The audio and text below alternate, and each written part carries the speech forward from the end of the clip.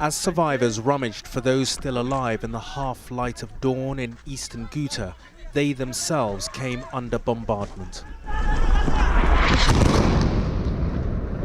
The cameraman, having been hurled to the ground, runs towards others who called him over.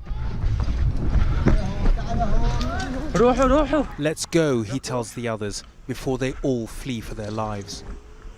Eastern Ghouta is one of the last pockets of rebel-held territory which has defied the Assad regime, and for that, it's being systematically destroyed, whatever the human costs.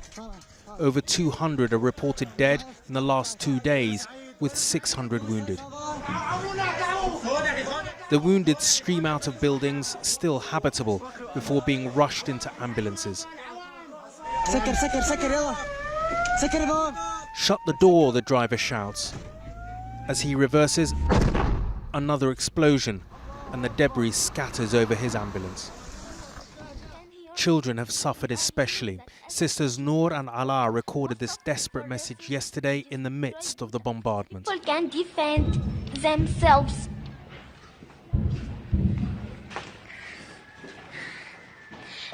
The children are in danger of being martyred.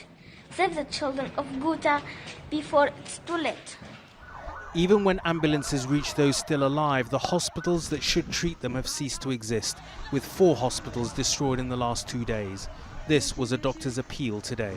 We want the world to demonstrate credibility about human rights. We want the world to stop this crime against civilians.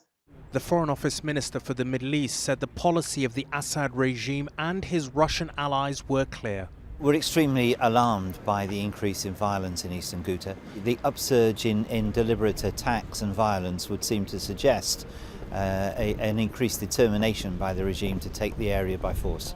The world seems helpless in the face of such carefully targeted violence, which is the worst in a country that has for 7 years seen the worst of what man can do to man and child in the modern age.